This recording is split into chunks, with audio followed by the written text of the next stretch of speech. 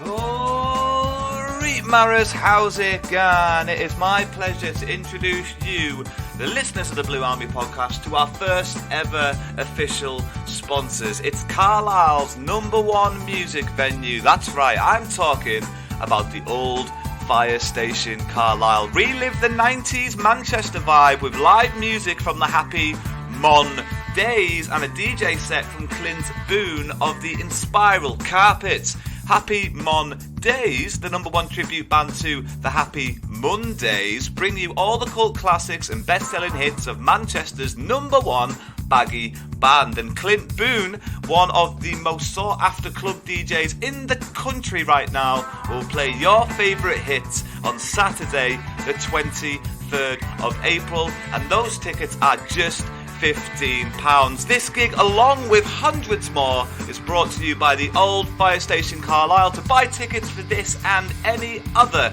event, please visit www.ofscarlisle.co.uk. OFS obviously stands for Old Fire Station. One more time, that is www.ofscarlisle.co.uk.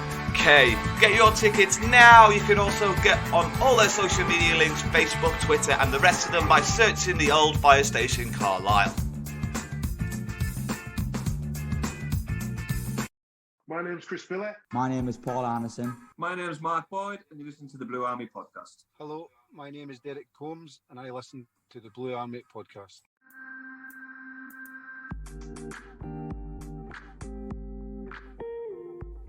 That's good to see you've got a sponsor. It's something different, isn't it, mate? Yeah. Yeah, supporting local businesses. Yeah, mate, supporting local businesses, supporting local media, mate. It's lovely. It's really nice. You support them.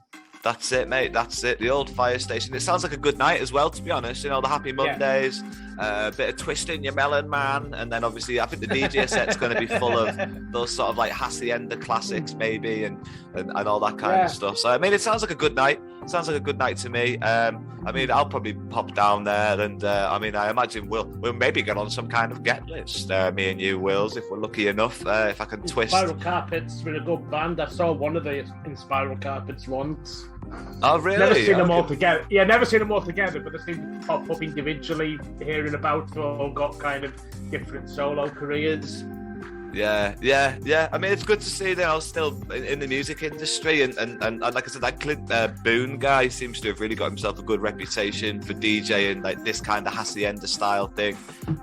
So I mean, I hope a lot of you guys out there like go out and support our sponsor, because that would be great, you know, for everybody to sort of be able to get on board with the Old Fire Station and go and support that event, because it'll be a great night. It really will be, from the sounds of it. Right, mate? That's enough of the sponsorship. This is episode 58, and obviously we've got a tradition round here. I've got to start with the big, long, all-reet Mara. So give me a second to get my breath. Oh, Reet Matters, how's it going? And welcome back to the Blue Army podcast. This is episode 58, and it is my pleasure to welcome back everybody's favourite co-host after a short break. That's right, I'm talking about Wills. How's it going, Wills? You all right, dude? Alright, Mara. It's going all right, man. Yeah. Last time I spoke to you on this podcast, had we kind of like just come off the back of a really poor run of form? Yeah, we were still losing games. Simo was nowhere to be seen. This is why I had Liam Denwood 2 weeks in a row, because I released the podcast the same day Millen got sacked, and then the same day, which was the same day Simo got hired, I think, wasn't it? It was the next day Simo got hired.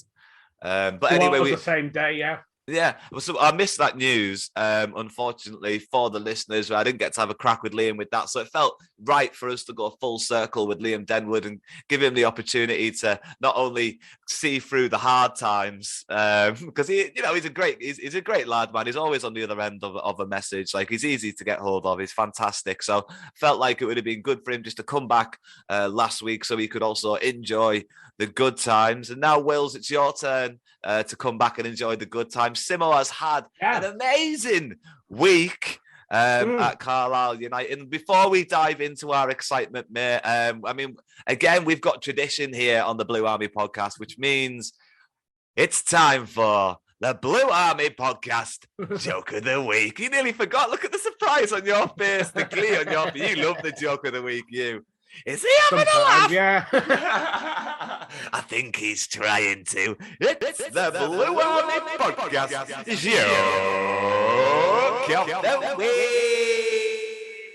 Right, mate, here we go. Why should you never trust stairs? Why should you never trust stairs? They're always up to something.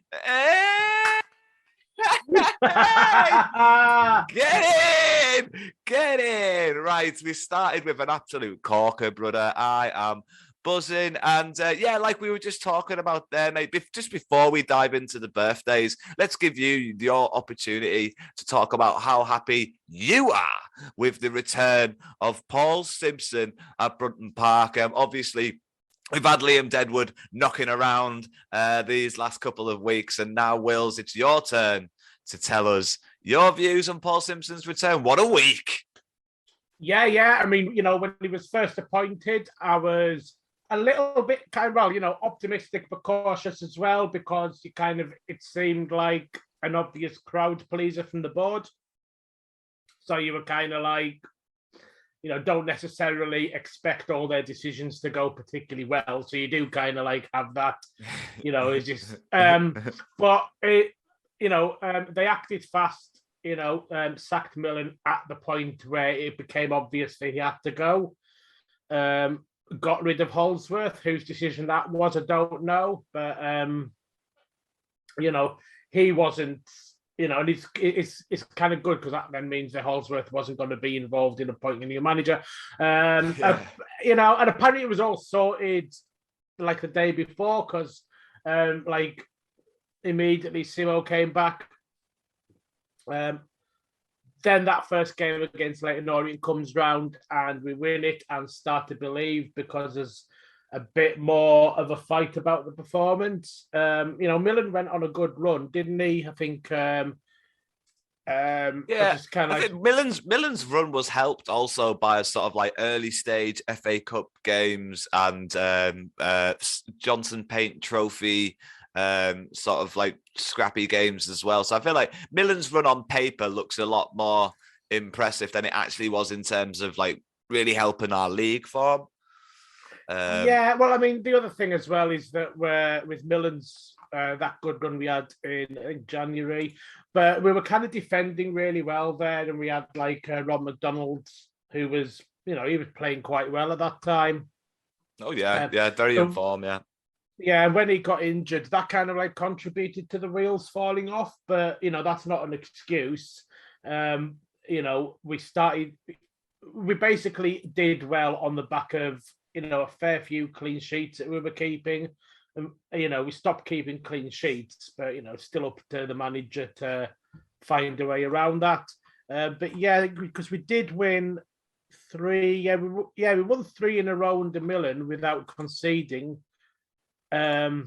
So it did look at one point like we were gonna go on a good run and survive under him. Then things just kind of took a massive turn for the worst. I mean, Millen's recruitment was poor, or Holdsworth recruitment was poor in January to deal with those situations as well. They had weeks to get good replacements for Mellor. I know Senior was a January sign. Unfortunately, he went down injured. But you've had time to sort of fill in a centre back position where maybe you could have brought in somebody that can play centre back and right back at least competently, and has done that at a certain level. There's plenty of players that will be coming down from a higher level that are right backs or left backs that unfortunately, they're slowing down a little bit and they'd rather sort of go inside now. And that unfortunately means they have to drop down a level to be able to play the centre-back position. But they wouldn't be unwilling to play in that right-back position when called upon. We've had plenty of players like that in the past, like your Ian Harts, who famously is a great left-back and then turned centre-back for us, but would also happily play centre-back, left-back whenever he was called upon, mate. Having Simo back, mate, what a great, absolutely fantastic week for Carlisle fans. 3 wins on the bounce. I mean, in the league, that's the first time this season, right? 3 league wins on the bounce, I believe. And, mate, it's all good times. And in aid of these good times, mate, I've started a little project. I'm going to show you, and obviously we'll try and tell the listeners what you can see. This is a growing box. This is a nursery. Okay. Inside this little nursery, you might see there has been a small amount of growth so far. There's one big daddy sprout and there's a few other small sprouts. Now, the reason I'm growing, mate, is because I'm intending on making Blue Army hot sauce. I'm growing chilies, mate. I am growing chilies, and hopefully by the end of the season, these bad boys will be ready and rocking to go, and I'll cook them up, and we'll have a great sort of end of season under Simo. So I think I'm going to call it after Paul Simpson, like Simo's sizzling Blue Army hot sauce or something like that. And I think I'm going to make a regular thing out of this, making my hot sauces. You know, I am a chef in day-to-day life. I am quite good at making sauces, just in case anyone's worrying. But I feel like it'd be a great way for people to be able to back the podcast as well. And it's something with a personal touch. And these will all be limited edition batches. You know, once these chilies have been put into that hot sauce and I've made that hot sauce, they'll be the only batch of that hot sauce that'll ever exist. So, you know, collect them all is the kind of vibe I'll be going for. But yeah, that's a fun little tribute to Paul Simpson. So that'll be like Simo's sizzling hot sauce. I'm sure I'll come up with a name for it eventually. But yeah, let's keep the good times rolling, brother. Let's move on to the birthdays. And this week's birthdays kick off with Joe Thompson, who is 33, and Matty Fryatt, who is now 36. I believe Matty Fryatt retired. Just Thompson is still playing. Matty Fryatt had 10 games at Carlisle United, only scored the 1 goal, but went on to have quite an impressive career with Leicester, Notts Forest, very much stayed around that championship level. Is that a little bit before your time, Matty Fryatt, to Lorne? Do you remember Matty Fryatt being a bit of a, I mean, he was loud. I remember him shouting a lot. I remember him, I can't remember how loud he was. I can remember he was good, and he got recalled from loan, and that was a bit of a blow. Joe Thompson, a player that I think a lot of people have a lot of time and affection for. He only played for Carlisle for 1 season, but then he overcame cancer before signing for Carlisle. Then went back to Rochdale, got cancer again, overcame it again. I think he is retired now after that, though, after like 2 bouts of cancer, unless he's kind of playing at a lower level. I mean, I think I could just about see that he's still playing. I didn't do that much. I focused my research on Matty Fryatt, unfortunately. Sorry. The more birthdays, a couple of old heads now. Craig McGaffrey, sorry, Craig. He's turned 40 this week. Apparently, he scored a winner against Macclesfield, a last-minute winner against Macclesfield. That's why he's remembered by most Carlisle United fans. And today would have been the 85th birthday for 273-time appearing Peter McConnell. So an absolute servant of the club there. He played most of his games in the 60s. No, sorry, all of his games for Carlisle United in the 60s. Happy birthday to the 1996-97 promotion and Wembley winner, Owen Archdeacon. He is 56, and also former loanee defender Connor Townsend. Connor Townsend has a bit of a place in my heart personally because I drafted him into my football manager team against Liam Denwood on the Blue Army podcast versus the Blue Army. And I think he scored. More recently around the club, it is happy 31st birthday to former stopper and former goalkeeper coach Dan Hanford and former Blues defender Shane McDade. Do you remember Shane McDade or Sheen McDade? Yeah, I remember him coming on the pitch with his crutches when we won the J. Johnson's Paint Trophy at Wembley. Because he only ever played 3 games for us and then got injured, and unfortunately, I think that was the end of his career. Yeah. Yeah. But I remember him kind of being on the pitch with the squad to lift that trophy when we won it. I mean, he was a promising player. I do remember him mainly from a Football Manager campaign that season, where he would have been an absolute stay in my centre-back position. And so obviously rated quite highly, and unfortunately just had that sort of torrid time with injuries at Brunton Park. This man is 28 today. I'm talking about Brad Potts. I'm an absolute lover of Brad Potts. Always believed in Brad Potts. And yeah, I mean, I don't think he let me down. I think he's doing just fine. Thank you very much. And Liam McCarron is 21 today, and also Jordan Pickford is 28. Obviously, the latter two there doing very well with their footballing careers at the moment. Yeah. Jordan Pickford, Mr. England. But only a loanee. And I believe that is the birthdays. Now, I remember Jordan Pickford when he was on loan at Carlisle United. I thought he looked awful. Yeah. I thought he looked awful. But I think now, with his career and obviously at its peak, maybe you could say, maybe he's past it. I know he's only 28 years old, but maybe a lot of people are thinking he's past his peak. They're looking for a New England number 1, I believe. A lot of people don't necessarily back him that much. Now, I feel like he owes us something for seeing him through those couple of nervy appearances and building his confidence. And obviously, he was recalled from loan. And I believe we also had Tim Krull on loan that same season. I think Tim Krull was several seasons before. Pickford was our relegation season. Second half of the season on loan from Sunderland. I'm trying to think of who the replacement was. You're not the only fan. Who the replacement for Pickford? Pickford was with us until the end of the season. Was he? I thought he got called again early. What am I thinking of? No. I've got him mixed up with Lenny Pidgley because he's he's got rosy red cheeks. Easy mistake to make. Pidgley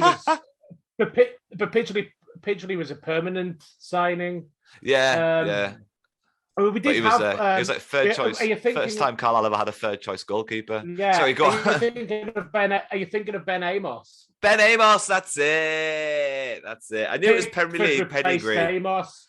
Yeah, Pickford replaced Amos. And like different people have different views, because I mean, you're not the only person I've heard be like Pickford. I remember him being rubbish for us, but like I don't know, like my memory of him, and like a lot of people, other people also, is kind of like, oh, he's like one of the best goalkeepers that's ever played for us. Like even then, so different people have different memories. That's a big shout, man. We've had some great goalkeepers over the years. I've been a Carlisle fan. Yeah, I remember him coming in, and for that period that he was with us, even though we kind of ended up going down, he was like our best player. All right. Okay. I mean, there you go. Difference of opinions there. Funny, yes. Which is fine. But yeah, like I said, that's the end of the birthdays. But I really enjoy that segment, mate. It's one of my favourites at the moment. Moving on to the news. We've got loan news and we've got injury news. Which one do you want to do first, buddy? Loan. We're doing loan news. Right, okay. This week on loan, we had a goal scorer amongst our ranks and a recall and a forward who is doing rather well. Right, the goal scorer is Taylor Charters, mate. A player that unfortunately was sort of squeezed out of Keith Millen's team, didn't really get the rub of the green, didn't really get the appearances under his belt. It's great that he's playing men's football now. He had a little bit of a twist in and a twist out with Gateshead, wasn't really in the starting lineup at the start of his loan period. Now he's playing week in, week out. Now he's on the score sheet. I think it's his second or third goal for Gateshead.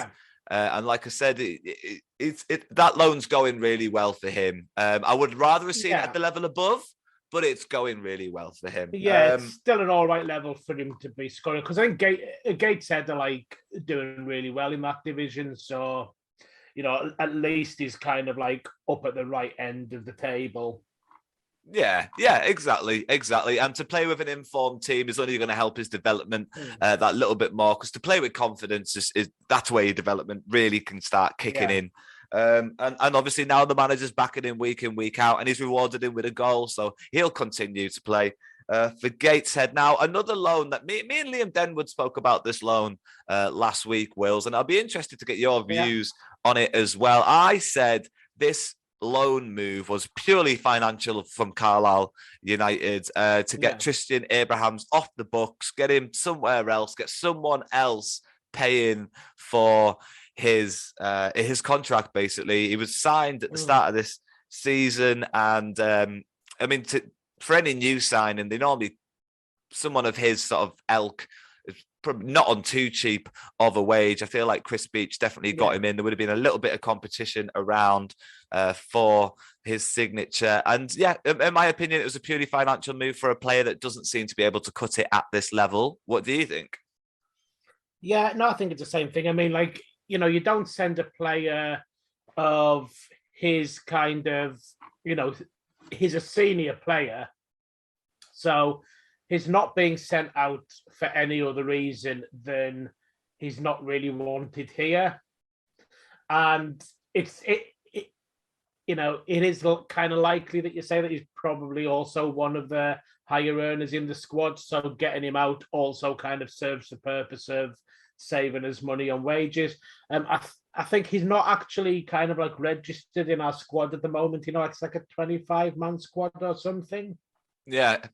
So like the other players that were sent out on loan, you know, the ones you mentioned in this roundup, also like Manasseh Mampala, were still listed in the squad, but it's like, I think it's a 25-man squad, and then you allowed kind of like homegrown players and youth players free or something, which I think is why the likes of Mampala and Charters, we don't have to remove them from the squad. But yeah, so we actually had to remove Abrahams from our 25-man squad. So he's no longer registered for us. So even if we brought him back, we couldn't play him. So yeah, I think it's just kind of like hasn't worked out. Gone down to somewhere, and you know, good luck to him if it works out for him there. Maybe Grimsby will want to sign him in the summer. I mean, it's a possibility. I'm just checking now on Impala playing for Weymouth, because I didn't see anything about him on the News and Star. So I've just had a little look now, and he did play. Weymouth lost 2-0. It looks like Impala's playing in the central midfield position for Weymouth. All right.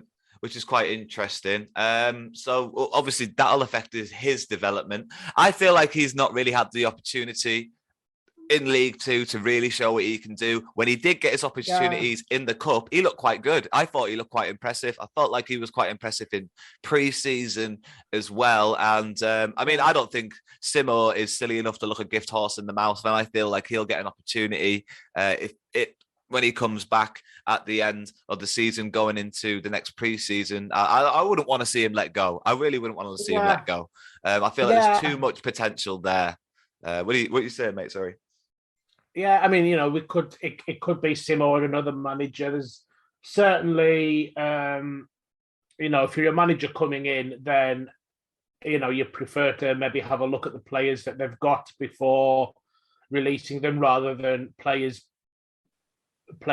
being released already by the time you come in, so you don't get to see them. Yeah. And, you know, we're assuming that Simo's, you know, only going to be interim, which is kind of what he says he is. But I think it's open for him to change his mind. But yeah, you think like, and Toure as well. Like if Toure kind of comes back from injury, he was injured for, well, the entirety. It was out on loan, then injured for like the entirety of Keith Millen's time. So Keith Millen never got to see him. But I said with Keith Millen that like you probably want to have a look at Toure. Imagine like Simpson will want to have a look at Toure, and you kind of think like if some manager can get the absolute best out of Toure, then he's a decent player. Yeah, I mean, you highly rate Toure. Simo has said that, he really wants to be able to have a look at him when he comes back from injury. We'll get on to injuries in just a few seconds, mate. This one little bit more of loan news is the fact that Josh Dixon has returned to Carlisle United after his loan spell at Workington. I hope it's so Simo can have a look at him and maybe push him into that team. He's a player that we've all been told has a hell of a lot of potential, and we'd love to see it. I think every Carlisle United fan is very, very excited to see it. And, his contract's coming up at the end of the season. If he can get on the pitch for a couple of minutes here and there and impress, he's going to get another one. And I feel like the situation will hopefully we're going to get a good player out of that situation when we've put him through a lot of rehabs and he keeps coming back and just doesn't get the rub of the green, unfortunately.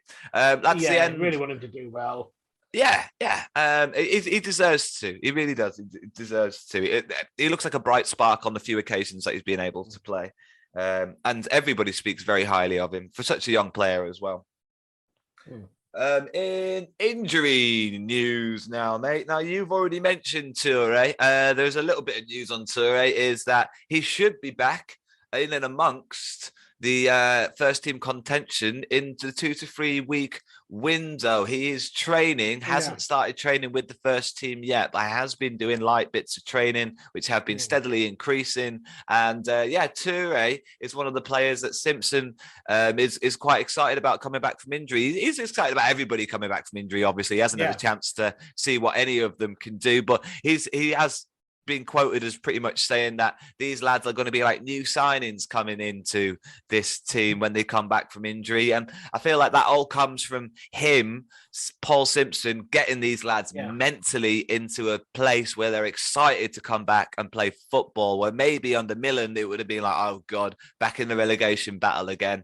But now the mentality can maybe change, and he's got a window now where these players aren't training with the first team squad, where he can just walk over to wherever they're doing their training and just have a quiet word and get those players into the right shape. Other players that are coming back from injury a little bit more recent, a little bit more faster than Toure, Dickinson and McDonald are very close to returning to first team action. Just a little bit off it for this weekend's team selection, but will be involved in the Cumbrian Cup. So get your tickets and go down and support the Cumbrian Cup, and you'll get to see a couple of senior players getting rid of some old ring rust. So Dickinson and McDonald might be in contention for next weekend, which is the £10 game against Northampton, isn't it? Half price tickets next weekend. Get your tickets, go down and support the lads. That's really important. And in other injury news, it doesn't look like we're going to see Kelvin Miller until early April, and that's very open-ended when somebody says early April, because that's when the fixture list gets a little bit more congested once again around that Easter time. So it would be quite nice to get him back in early April, not just early April. But we'll see how it goes. I'm a big believer in the big man himself. I really feel like his the lack of vocal on the pitch at Carlisle United was lacking under Keith Millen, and he seemed to be able to step up in that position and organise that defence properly. Now it seems like Mark Howard is very vocal now, very happy to step up and be a leader in that position. And obviously the mentality's changed a lot, and Callum Guy is looking like a proper leader. Has done for this past week, really stepped up into that position more so than he ever has. It kind of comes in and out. Sometimes it can be a bit quiet and hide a little bit. I feel like that Callum Guy, and he's got nowhere to hide. He never gets substituted off. He's always playing every 90 minutes. He's never going nowhere, so there's nowhere for him to hide really. So, I mean, mate, there's the injury news. Obviously, like I said, Paul Simpson talking about having these players back as new signings. I mean, that's right, isn't it? Obviously, Toure coming back is going to be a boost that Millen never really had. Do you think that he's going to get some games, Toure? Obviously, Patrick and Dennis are doing very well up front together. I feel like their confidence is coming from the fact that Simpson has actually said to them, "You're my two main strikers for the rest of the season.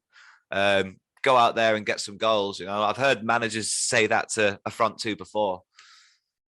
Yeah, I mean, I don't think there's necessarily anything, any kind of guarantee that, that he'll get a chance, because there are other players who seem to be kind of improving as well. Like, you wouldn't want to drop Patrick.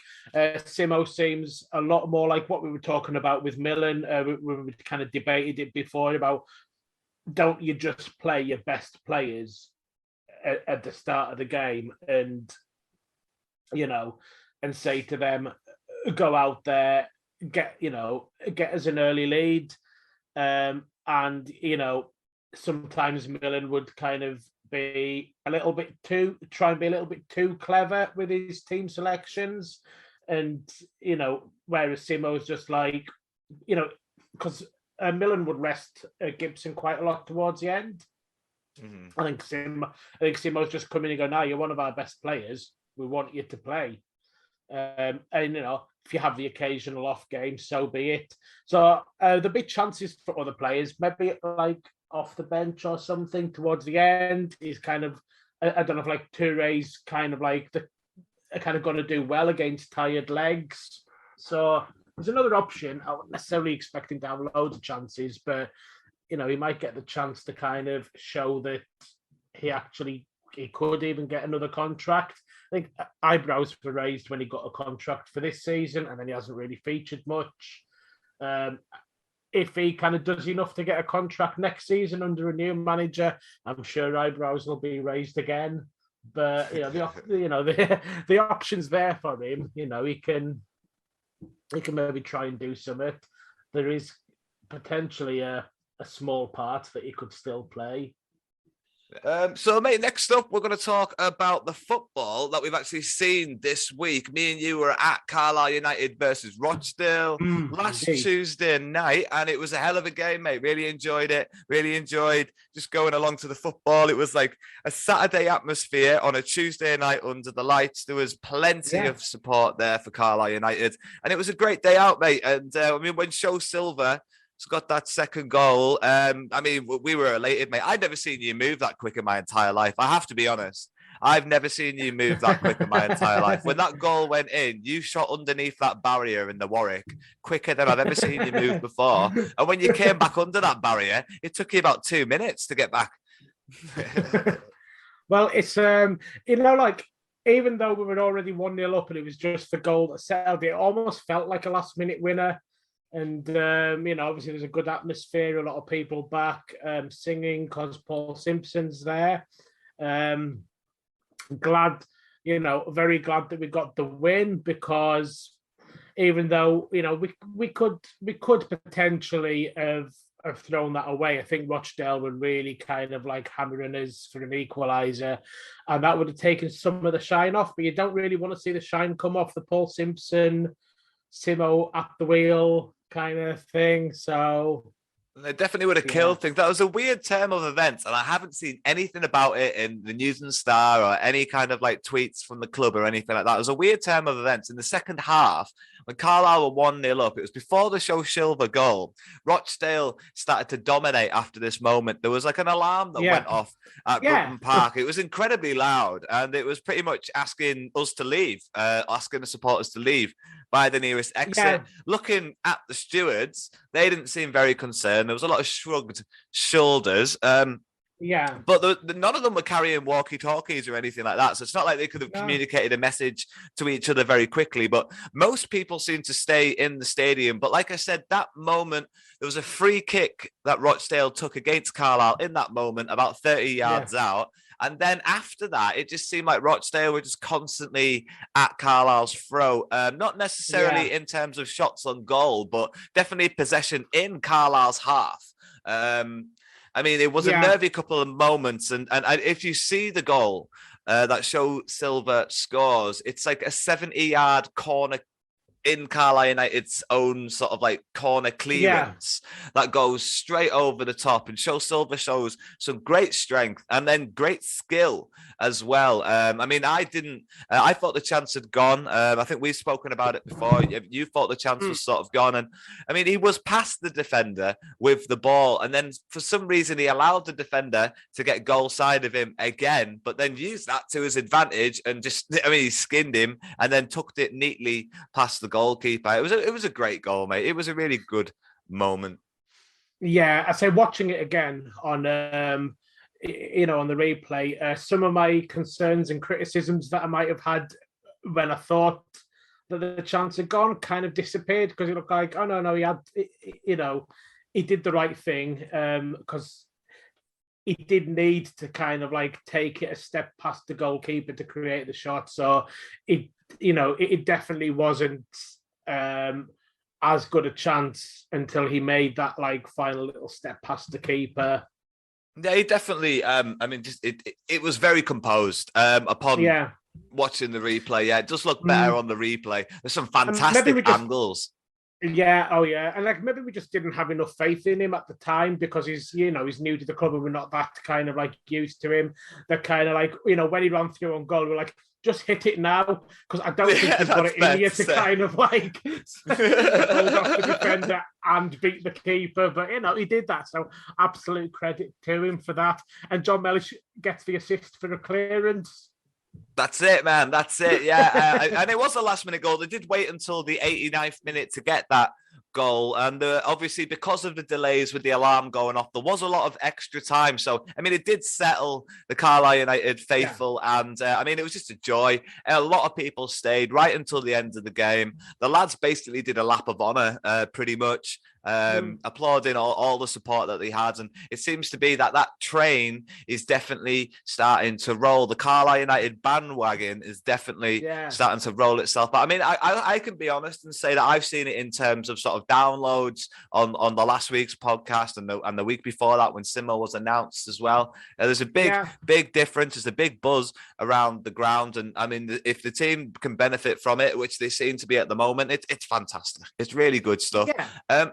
We don't normally do a man of the match for a Tuesday night game, but because we were both there, I reckon we can at least throw a name into the hat. And I'll go first, mate, because I'm rude and I'm the host, so I'm going to go first. Yeah. And I'm going to give my man of the match to Mark Howard on that day. I think he had an absolutely solid performance. And in that 10 minutes, he showed himself to have a very cool head. His defence were falling apart all around him, and he had some very vital saves to make at a point of the game where, we could have quite easily, in that last 10 minutes, conceded 1 or 2 and lost the game, not just have drawn the game. So I think all credit to Mark Howard there for sort of settling his defence, being able to sort of like regain control back in the game. But obviously the goal was probably a big part of that. But yeah, I'm going to give mine to Mark Howard, because why not? And also, because I'm looking at the tally, Mark Howard's starting to just worm his way into that top 3 position, and it makes it all the more interesting. Yeah, I mean, Mark Howard got the man of the match in the ground. He pulled off some excellent saves, and I think we've got a lot to thank him for the fact that we didn't concede during that spell in the second half when Rochdale were just turning the screw. But in order to just be a bit different to you, and it was someone that I was kind of like thinking on the day that like, is he my man of the match? I'm going to give it to Callum Guy, who's kind of starting to show the same Callum Guy that we saw early on last season when he was just running the midfield, and he's starting to do that again, play some really clever passes, and I thought he had a really, really good game on Tuesday night. Yeah, I think that you're right. He's definitely sort of like stepped up another step. Like I said, he went missing in games under Millen, and he's not necessarily been that vocal leader on the pitch that you expect from a captain in League Two to be. But he is a young captain, in terms of this standard, this level of the game in League Two. He's a very young captain, and if this is sort of like the signs of him sort of growing into that position of being the team leader, then obviously I'd be quite happy to see him keep the armband next year. Instinct tells me that if Mark Howard gets offered another contract, he would be the person I would hand the captaincy to. But I know some people have controversial views on giving goalkeeper captaincy. So, I mean... Yeah, there's also kind of like, the idea of, the morale effect of switching the captain if the current, the current captain's not had an absolute shocker. I understand what you're saying, but like, because I mean, like going it before last week, before like, this whole week's happened, I don't think Callum Guy ever wanted the captaincy at the beginning of the season. I don't think he really wanted it.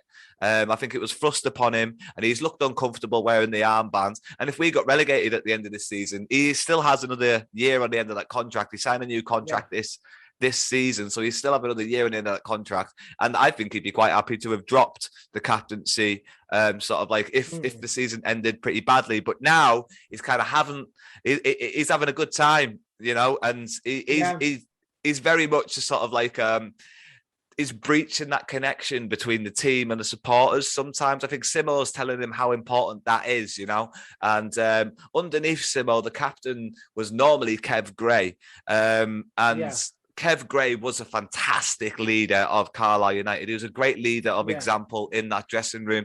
He wasn't the most tactile of players, not at all, but he had the experience and he just had a great sort of personality, and he literally led the team out by example when he would storm out of that tunnel, when he'd run out of that tunnel at full pace every single game. I mean, he would just, it just leads by example, mate, doesn't it?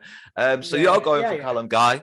I've gone for Mark Howard, and we'll do the proper match crack now, mate. Carlisle United beat Oldham by 2-1 on Saturday, and when we do the match crack, we always go through the Carlisle United starting lineup. So in goal, you had Howard, then at right back was Riley, and the rest of the defence were made up of Simiu, Feeney, Mellish, and Armour, with Gibson, Guy, and Devitt in the midfield, and Patrick and Dennis playing up front. Now, this is the third game in a row we've stuck with the same 11, right? Yeah, and you can understand why he's doing it.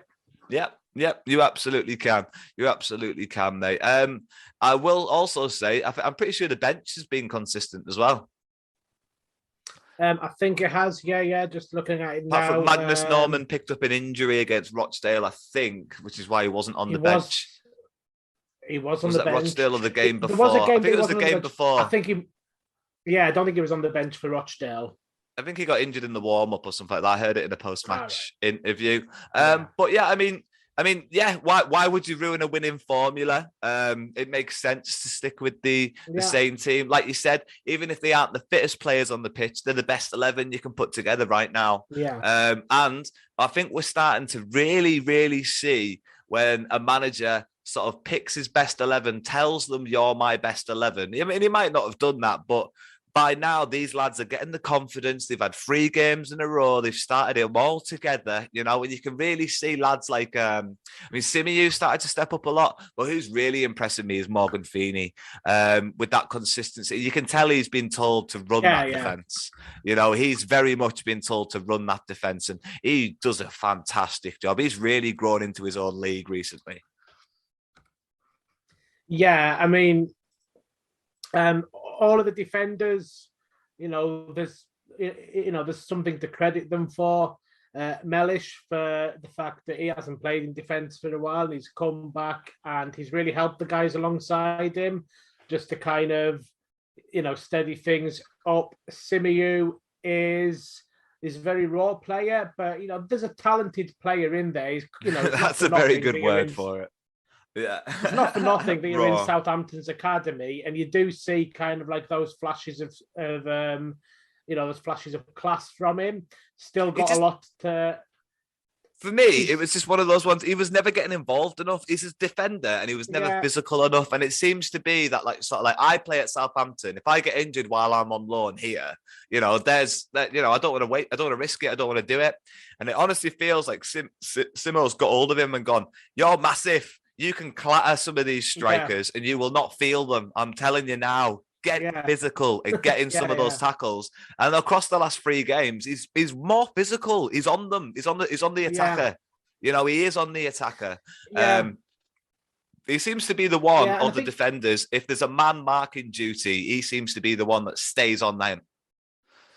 Yeah. And sort of and strengthens you know, the I game. think he is gonna and I think he is gonna kind of, you know, develop as a player as well as a result of his time with us.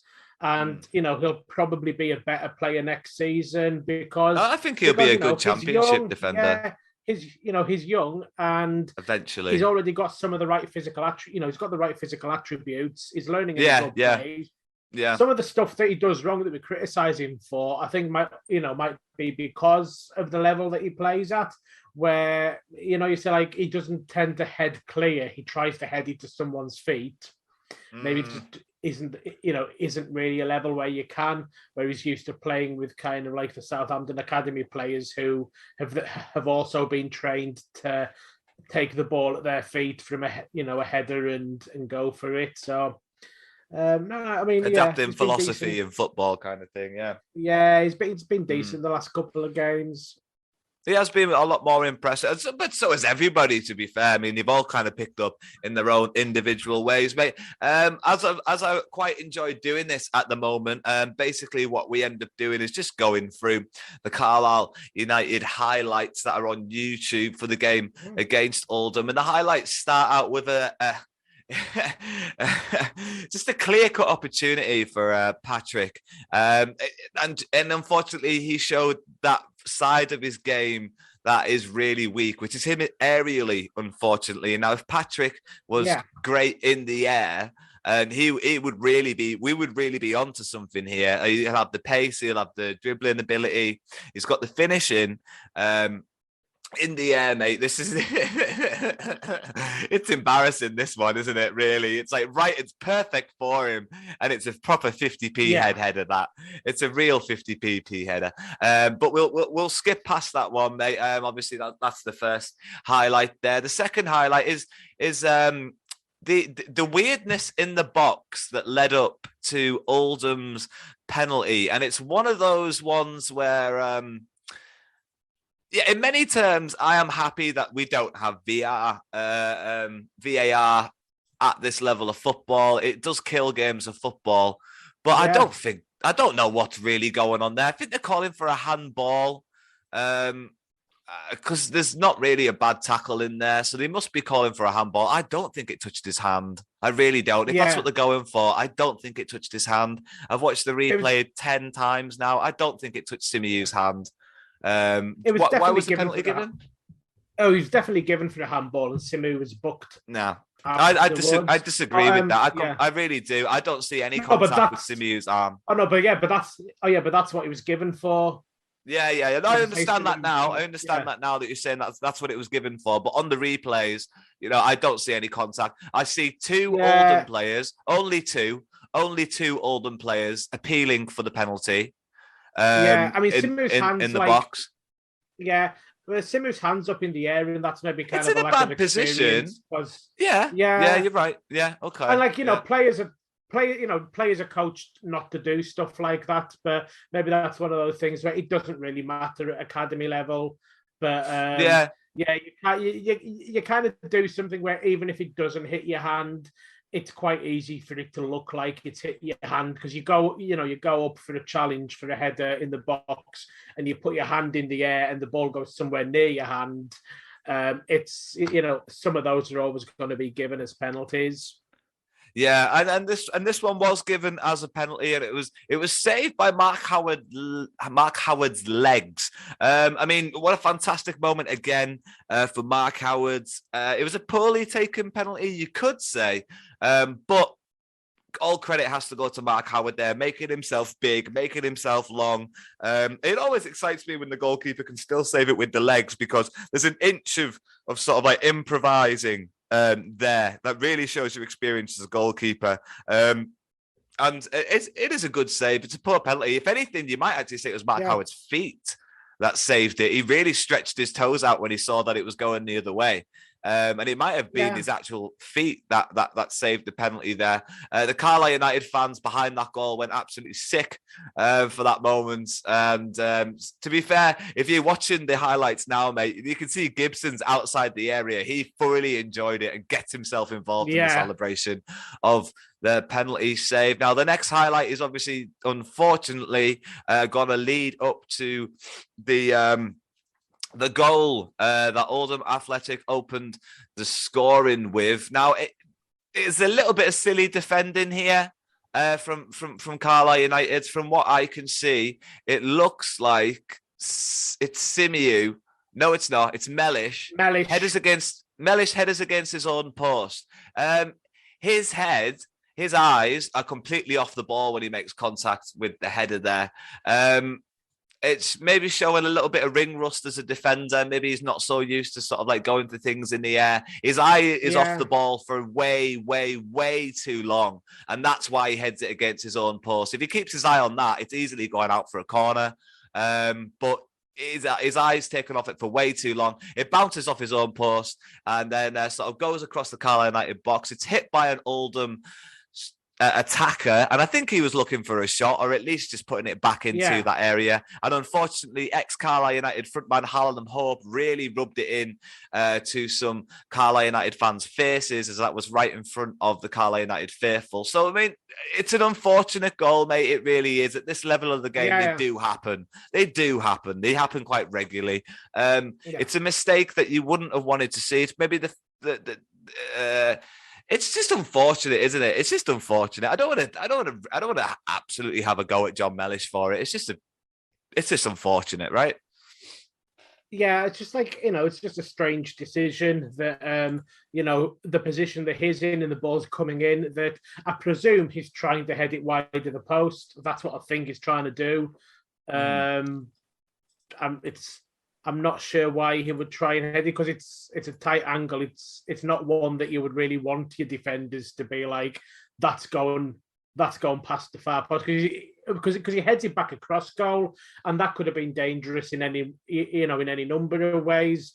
Besides him scoring an own goal, there could have been an Oldham player lurking, or what actually happens, and it's a bit of a freak thing, but it's come out of him doing something that, you're kind of asking for trouble if you do that. Yeah, you're absolutely right. I mean, so that was towards the end of the first half. Right at the end of the first half, Carlisle United came out absolutely swinging, mate. Gibson wins the ball back for Carlisle. Hang on a minute, sorry. Gibson wins the ball back for Carlisle inside the Oldham half, and it sort of goes. He lays it off into Dennis, and Dennis's head is straight up looking for Omari Patrick, and that partnership is really starting to pay off now. Last week, Dennis played a beautiful ball for Carlisle United's only goal of the game in Simo's first win in charge back of the Cumbrians, and this was even better. Dennis really showing some fantastic experience, just gets his head up, spins with the ball, gets his head up, and Omari Patrick knows where the space is. Evidently, like, he is wide, free, and clear. So credit has to go to Gibson for winning the ball back, laying it into Dennis, and then obviously Dennis finding Omari Patrick. And it's a very clever finish from Omari Patrick. It's a sort of outside of the boot, and it goes round the goalkeeper. It's a really good finish from Omari Patrick, right in front of those Carlisle United supporters again. So they get another moment to enjoy, since Hallam Hope kind of messed them and screwed with them a little bit. Mate, it's a great finish from Omari Patrick. He's on fire. Omari's on fire because your defence is terrified. Omari's on fire. Your defence is terrified and Patrick's on fire. Your defence is terrified. Na, na, na, na, na. Right, I want to hear it at Brooklyn Park, mate. I want to hear it. Yeah, I want to hear it. It's a great goal, isn't it? Yeah, and it's the sort of thing we want to see a little bit more of as well, is just that kind of like quick thinking. There's a chance here, just taking the opportunity, not delaying, not kind of like hanging on to the ball to see if other attackers can get up. The opportunity is kind of like where Gibson spots that he can tackle that player, and And then Dennis takes one touch and then releases it. Patrick's in space and one touch and finish. So 5 touches from Oldham having the ball on the halfway line, 5 touches and it's in the back of the net. All just kind of players who are alert to the opportunity to fashion a chance out. We haven't scored enough goals this season. That's obvious to everyone. This is the sort of thing we need to be doing more.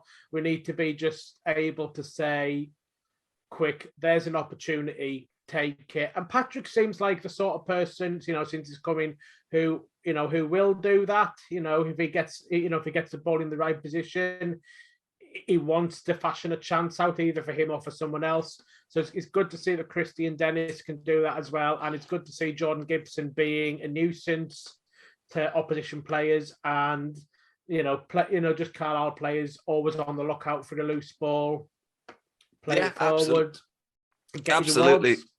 Something that I didn't mention earlier on, mate, is the fact that Callum Guy is now back on set pieces. Gibson's playing every game as well. And Gibson was popping up for set pieces, but Callum Guy is back on set pieces. And there's a few more highlights before the Carlisle United goal. And one of those highlights is Callum Guy striking it from about 30 yards out. And it didn't really trouble the goalkeeper too much, but I really enjoyed the fact that he took the shot on. It's very rare that he actually takes the shot on, and he's actually took the shot on for a change. And I am really hoping, because I'm telling you right now, mate, from now until the end of the season, I am putting Callum Guy to score on my betting slip. From now until the end of the season, because those odds are long. And if it comes in, I'm going to be all right. Yeah. That's my big tip. I reckon Callum Guy's going to get a goal between now and the end of the season, which would be his first goal in about 2 seasons. He must have scored. So he must have scored something last season, because he was never he always scored a couple, I think. But I think he got 2. I think he got 2. Yeah. A couple.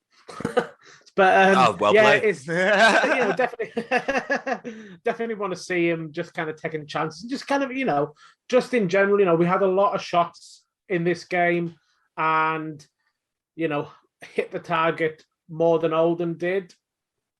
Hit the target against Rochdale more than Rochdale did, even though they had more shots, I think. So we just need to test goalkeepers, especially when you're in these kind of tense relegation battles.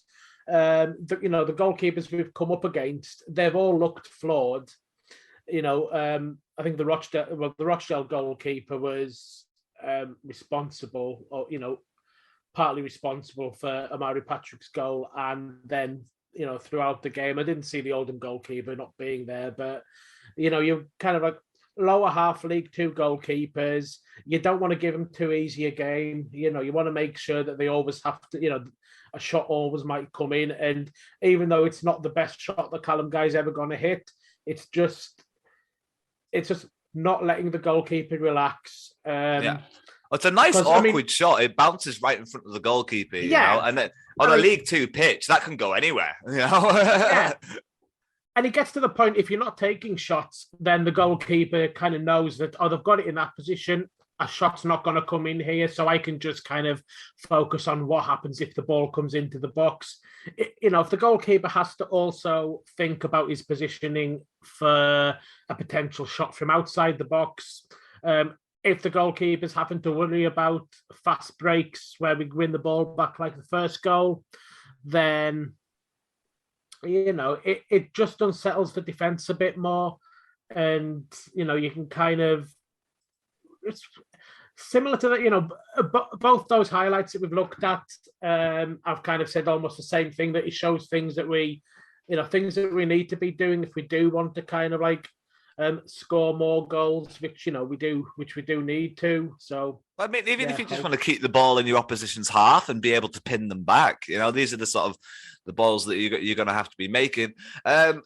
the winner came in fantastic form. Simo has said in interviews through the week that Carlisle United were lucky enough to go to Aston Villa's training ground and practice a little bit of set-piece play. And Simo's been in charge at Brunton Park for just a couple of days, and there's been 3 games in that time, and players need time to rest after games. So in terms of training sessions, Simo, before the game at Oldham, had maybe 2 training sessions with the Carlisle United team. So he had to make decisions. What were the important things to focus on? What were the areas that were going to make differences in games? And he's hit the nail on the fucking head with this one, mate. Some fantastic set piece play. I mean, a lot of credit has to go to Morgan Feeney. A lot of credit has to go to Callum Guy. But the organisation is very obvious here. Morgan Feeney is the only Carlisle United player in the 6-yard box. When the ball goes in, that is very much on purpose. You're more likely to think in the air, Simiyu and Mellish might be the attacking threats from an Oldham point of view, for example. And those 2 are very much stationed on either side of the 6-yard area. This allows Morgan Feeney all the space in the world. Now, the 2 attackers that are on the pitch at this moment in time are sitting close to the penalty spot and the edge of the area. Again, very much on purpose, allowing Morgan Feeney to drag his man and make it a situation where he has to beat his man in the air, and that is the only obstacle in the way. There are no other defenders. You could argue Oldham maybe should have had somebody on the post on this occasion. It's the last minute of the game. Been saying that. Yeah, you know, I mean, there was times when you were saying that about Carlisle and goals that we conceded. So certainly, you know, if this was a goal that Carlisle conceded, I'm sure we'd have said that. Yeah, but even still, mate, this is the perfect header. You can't do a better header than this. Like, even if a defender was on the line, he probably couldn't have got anywhere near this. It hits the bottom of the crossbar and the post before it goes in. Yeah. It's an absolute pinpoint header from a man. I mean, Morgan Feeney, when we finished against Rochdale on Tuesday night, he was the player that got the most love from the Warwick. When he came over to applaud the Warwick, there were chants of Feeney, Feeney, Feeney, Feeney coming from the Warwick, and he got the most recognition. He was spot on that day as well, and would have been deserving of a Man of the Match award on that day.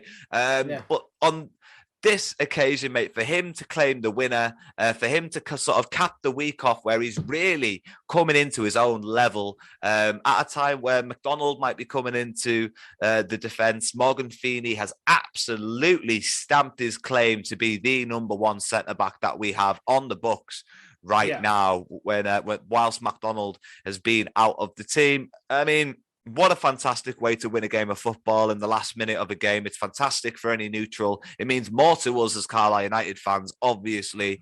And I mean, mate, it's a beautiful moment. Last minute winners are always beautiful moments. And when you look at the league table now, that goal, the way it affected us in terms of absolutely rocketing out of the relegation zone, which in the first half, at the end of the first half, at half time, we were in the relegation zone. So the results going the way they've gone. Now shot up to 18th in the league and are 6 points clear from the relegation area. Obviously, with that victory over Oldham, we forced Oldham into the relegation zone. They do have that game in hand, but mate, how nice the things look after 1 week with Simo.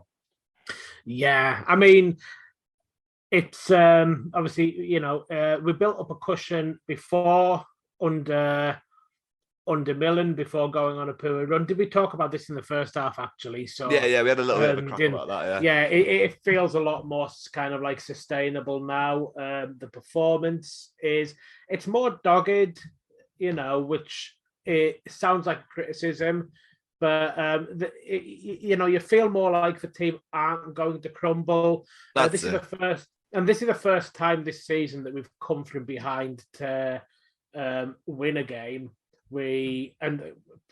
Previous to this, I think we'd kind of like managed 4 draws where we were behind, but no wins. So that's kind of like we've almost. I mean, just in terms of the way these results have affected us in the way of like league standing, like earlier on we obviously spoke about like the team and the mentality and the way that they've been performing, but just to see the security of us where we are in the league right now, would you say we're free and clear, or would you say that maybe in another 5 games time, or how are you feeling? I don't want to say free and clear because that just sounds like an absolutely reckless thing to say. We're not in a relegation. Yeah, it felt pretty free and clear. I'm pretty sure we got to 6 points clear under Milan actually at one point. And it does, 6 points cushion at this stage of the season is a lot better than a 6 points cushion in January because there's just less time for the teams below you to overhaul you.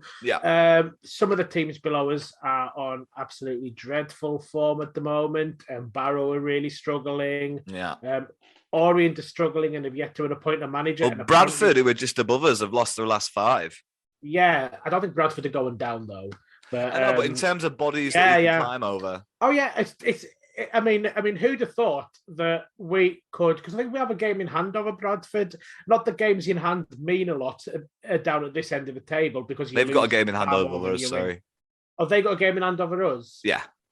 All right. Well, I mean, I say not that games in hand mean that much down at the bottom end of the table. Yeah, exactly like you were saying. Than anything. But who'd have thought we'd be 3 points from Bradford? We're like, right? I mean, like, not that my whole objective of the season is to go above Bradford, although I'm sure John Gibson would absolutely love that. But I mean, like, it feels like I can't believe that, if things go our way in the next game, it's a very difficult game away to home to Northampton, tough. But potentially it could be above Bradford, and Bradford are a team that I thought were gonna walk with this league when at the start of the season. I was extremely wrong there. And then like you look at teams like Colchester, a little bit of a revival. Scunthorpe, whatever revival they had is over, they're down. Oldham, they've been on really good form, but it's got to be absolutely galling to like go on such a good run for the team down near the bottom, and they're still in the relegation zone. Barrow mentioned in trouble. Leyton Orient apparently Leyton Orient can't get a manager. They've offered the job to several people and been turned down, which is worrying for them. And I think Walsall have kind of like started to climb away, actually. But, there are teams down here that are just, on much worse form than us. Like Stevenage under Paul Tisdale have just absolutely gone off a cliff as well. So, like, the 1, 2, 3, 4, 5, 6, the bottom 7 teams between them in the last 5 games have won 5 matches. That's the combined total for all of the bottom 7, and 3 of those are us. So we kind of, and then sort of see we're the only team in the bottom half that have got 3 wins in the last 5. Hartlepool are the next one up. So it feels more, feels a lot more kind of like we can actually do it this time with like fewer games left. Never say that we're not in a relegation battle, former managers of ours have learned that the hard way. Yeah, I mean, you don't want to lose sight of why Simo's here is to basically save us from relegation. That's why Simo has been brought in. So you don't want to lose sight of the fact that is the objective, that is the goal, and I mean, best case scenario, we end up just like trotting through the last sort of like 5 games of the season because we've, managed to stay out of that relegation zone kind of thing. So if we can keep building that point, getting that little cushion, then maybe towards the end of the season, we'll get to see Dixon, we'll get to see Charters, we'll get to see Breeze. We might get to see some of those young lads. Simo is a fan of young local talent, sort of like pushing them through on the opportunities when you're given those opportunities. So, I mean, that'll be a feel-good factor. It's better than just sort of like playing games for nothing. But at the moment, that's the best case scenario for the Cumbrians, is that we do end up finishing the season out, playing the games for nothing. But it's been a fantastic run under Simo this week, mate. It's been beautiful. Before we go completely past the match crack, it's time that we both give our Man of the Match awards. And I mean, I went first last time, so you can go first this time. Who was your Man of the Match for Oldham Athletic? The game against Oldham Athletic. Fuck them. Who cares about their fucking players? Feeney. For the goal, also for his role in defence as well. And, what a way to score your first ever senior goal. True, He's still a young lad, 23, but because he's been, until 2020, he was, before he came to us, he'd only ever played one game, senior football.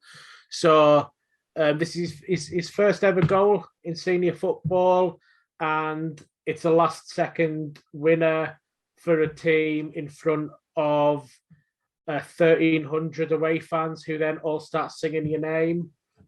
So it'll be a great moment for him, and I'm not sure that getting the Man of the Match award from me will necessarily kind of like measure up to that, but it might just keep the buzz going for him. Well, do you know what, mate? We'll keep the buzz going even more. I'm going to go for Morgan Feeney as well. I was going to do a Mark Howard double header, but he didn't have that much to save, to be completely honest, on the day against Oldham. I mean, I'm not saying Oldham didn't have a fair few shots, but in terms of shots on target, difficult shots on target, there wasn't a lot that Mark Howard really had to do on the day. Morgan Feeney, fantastic game against Rochdale, and another fantastic game against Oldham. Really, like I've already said about 3 or 4 times, I think by now, really growing into his own league as a part of the Carlisle United squad. Now, Carlisle United's next game is at home against Northampton Town, and it's half price. So get yourself down there and support the Cumbrians. Northampton are currently standing second in the league, but they've had a little bit of a dip in form recently. On either side of the spectrum, Northampton are going to be a difficult team to beat, but they are at Brunton Park, and if there are half-price tickets, there is going to be a fantastic atmosphere. Underneath Simo, anything seems possible. Mate, I know Northampton are a good team, but I'm firmly on the Simo bandwagon now. There's no moving me off it. And I mean, as I always do here in the Blue Army podcast, I predict Carlisle United are going to win. I believe I got my Rochdale prediction right. I think I got my Oldham prediction right. So I'm on a bit of a winning streak myself at the moment. So I'm going to go with, against Northampton Town, I'm going to go with another 2-1. Carlisle seems to be able to put 2 goals past their opponents at the moment. I'm going to go with another 2-1 against Northampton Town. Do you have any notes about Carlisle United's next opponent before you make your prediction? What have you got notes to read out? Or do you want me to? Sorry.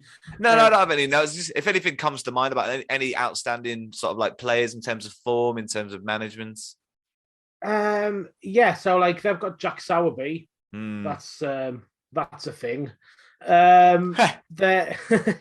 They did they get beat by Barrow? I've got a feeling, was it Barrow that beat them? Yeah, Barrow beat them 1-0. They got beat at their place by Barrow. 1st of February.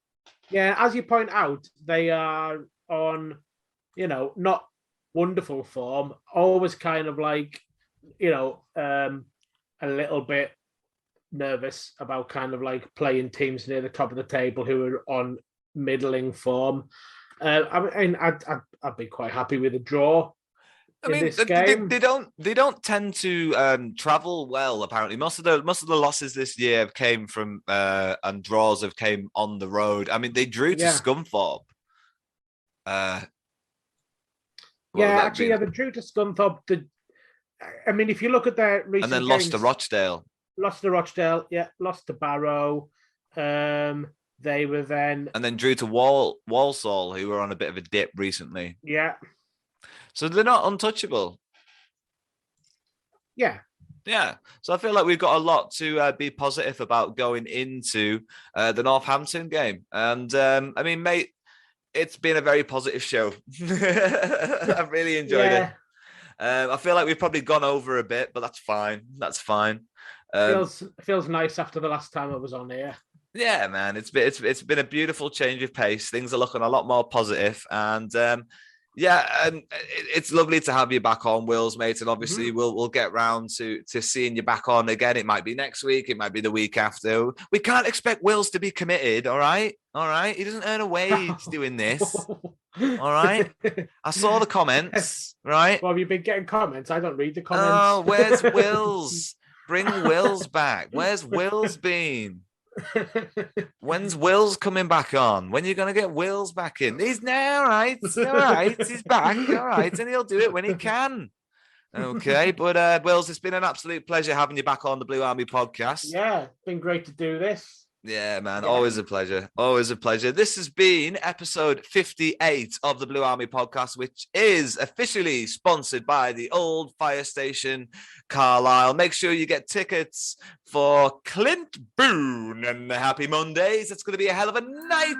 And Wills, it's beautiful being a Carlisle fan again. I'm absolutely buzzing. Thank you so much for joining us. There's only one thing left for us both to do right now, and that's to say goodbye to our lovely listeners. If you guys want to get in contact with us, get on the show, get your opinions across, if you've got a question for me and Wills to tackle, the email address is thebluearmypod@gmail.com. And that's the thing to do, guys. Get involved. I think I'll put something more out on Facebook again next week, so you can read out more of your comments. Again, I really enjoyed doing that. I've just been a little bit lazy recently, so unfortunately I do apologize for not being as organized as maybe I should be, but there we go. One last thing left for us to do, Wills, mate, and that's to say bye for now. TTFN.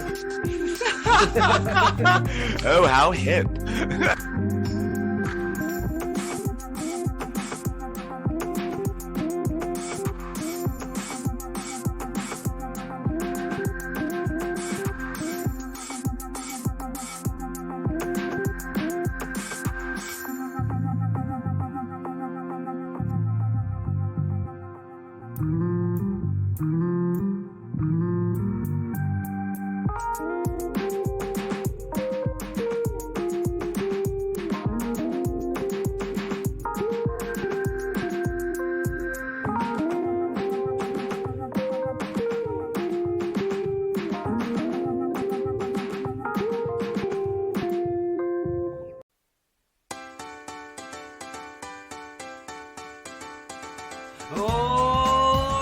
Maras, how's it going? It is my pleasure to introduce you, the listeners of the Blue Army podcast, to our first ever official sponsors. It's Carlisle's #1 music venue. That's right, I'm talking about the Old Fire Station, Carlisle. Relive the 90s Manchester vibe with live music from the Happy Mon Days and a DJ set from Clint Boone of the Inspiral Carpet.